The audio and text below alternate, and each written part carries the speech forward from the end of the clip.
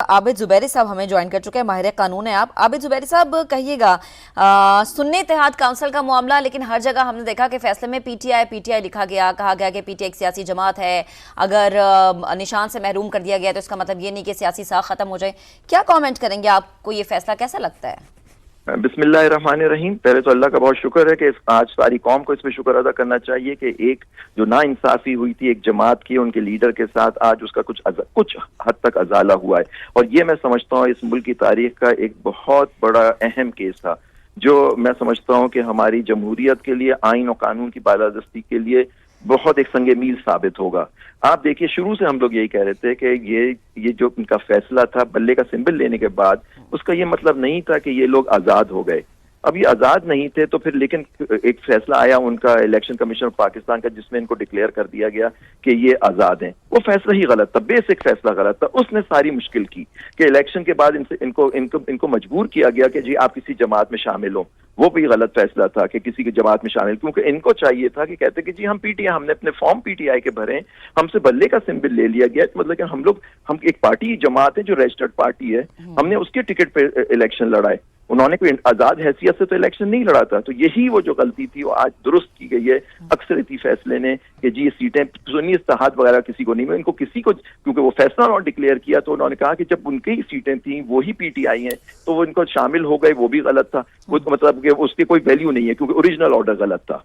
तो इसलिए अब इनको सीटें दी जाती हैं और उसके अंदर कोई तरीकाकार उन्होंने मुरतब किया। मैंने ऑर्डर नहीं देखा है, लेकिन उन्होंने कहा है कुछ दिनों के अंदर कि इनको कुछ करना है। उसके बाद इलेक्शन कमीशन ने कुछ अपने ऑर्डर्स कुछ करने हैं उसके हिसाब से, जो उन्होंने पैरा 8 और 9 में जज साहब ने, अक्सर फैसले जस्टिस मंसूर अली शाह ने कहा है। तो ये सारी चीजें हैं, इसकी वजह से मैं समझता हूँ ये फैसला हो गया। क्योंकि देखिए अब रिजर्व सीट्स भी इनको मिलेंगी, और देखिए एज अ जमात पीटीआई नेशनल असेंबली में भी अक्सरियत की जमात है, सबसे ज्यादा सीटें उनके पास हैं, लेकिन नेचुरली वो एक कोलिशन बना हुआ है जिसकी वजह से वो हुकूमत से बाहर है। और मैं समझता हूँ ये हुकूमत भी गलत है, क्योंकि फॉर्म 47 की हुकूमत है। ये भी इशू उठना चाहिए कि कौन फॉर्म 45 सही है या फॉर्म 47।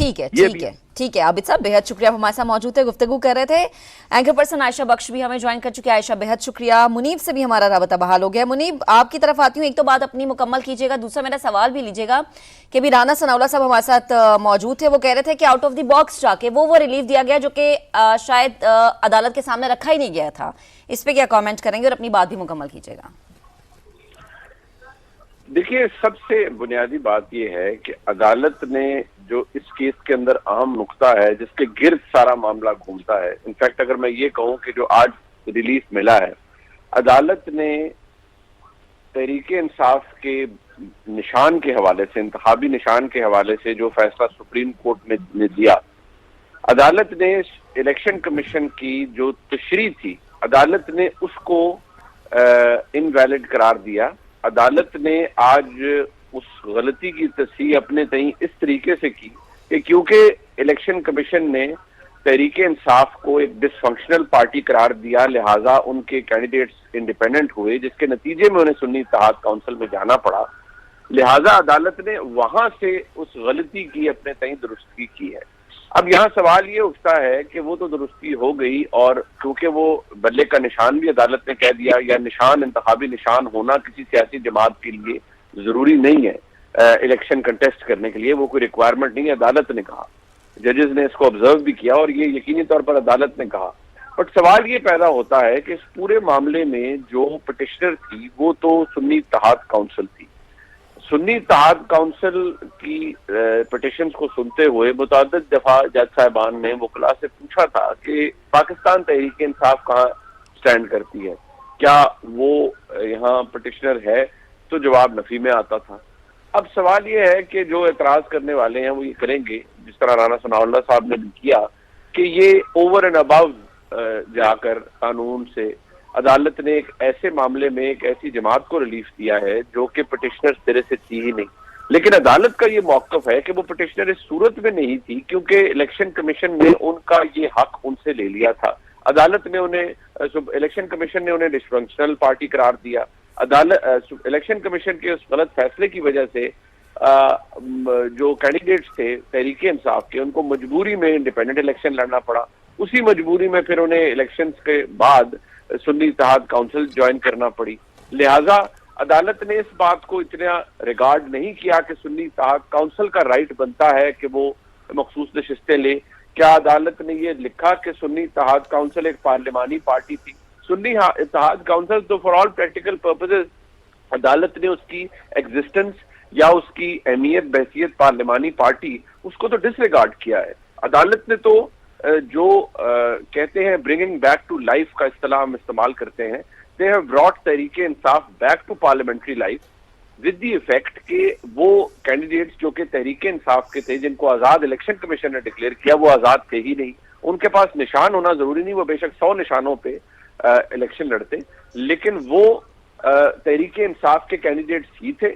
लिहाजा उन्होंने वो सीटें जो भी उन्होंने जिस तनासुब से जीती और जिस तनासुब से भी वो असेंबलीज के अंदर आए बशमूल कौमी असेंबली के, उसी तनासुब के बेसिस पर अकॉर्डिंग टू आर्टिकल 51 उनका जो मुतनासिब शेयर है वो उनको दिया जाए। अदालत ने तो बेसिकली इस मामले को उस तरह से देखा है।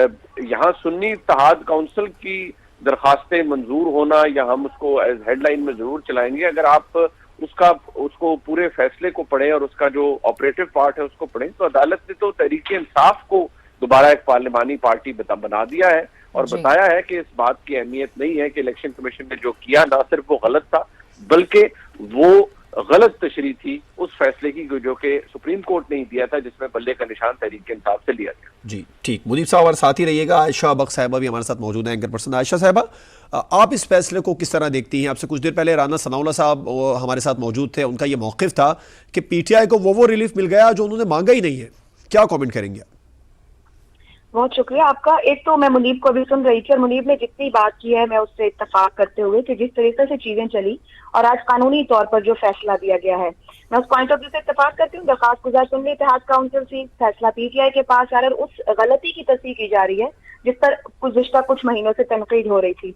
मैं गुफ्तगू को यहाँ से आगे ले जाना चाहूंगी क्योंकि अभी तो तफसीली फैसला भी आएगा, लेकिन जाहिर बात है इस फैसले के आने से पहले ये गुफ्तगू हो रही थी कि हमारी सियासत पर इसके क्या असरात होंगे और एक पॉलिटिकल स्टेबिलिटी है जिसके ऊपर डिस्कशन गुज़िश्ता 2 साल से है कि खत्म होने का नाम नहीं ले रही कि हमारी सियासत और पार्लियामान का हर फैसला अदालत में जाके तय हो रहा है। तो बात ये हो रही थी कि क्या ये फैसला हमें वो पॉलिटिकल स्टेबिलिटी और सियासी इस्तेहकाम की तरफ लेकर जाएगा। पाकिस्तान तहरीक इंसाफ को आज कानूनी तौर पर जीत मिली है, क्या पाकिस्तान तहरीक इंसाफ इस जीत को लेकर सियासी इस्तेहकाम की तरफ जाएगी, पार्लियामान के अंदर मामला आगे जाएंगे? असल में ये देखने वाली बात है। हमें इलेक्शन से चंद हफ्ते पहले दिया गया फैसला, उसकी क्यों दुरुस्त तशरीह ना हो सकी? क्या उस फैसले में कुछ ऐसा था जिसकी दुरुस्त तशरीह ना हो सकी? वो क्यों ना हो सकी जबकि हम पिछले 2.5 साल से हर मामला अदालत लेके जाते हैं। अदालत पे क्रिटिसिज्म हो गया इस बात पर कि कॉन्स्टिट्यूशन को रिकराइट कर दिया गया, जो कि अदालत का इख्तियार नहीं था, पार्लियामान का इख्तियार था। अदालत का इख्तियार इंटरप्रिटेशन ऑफ द कॉन्स्टिट्यूशन है।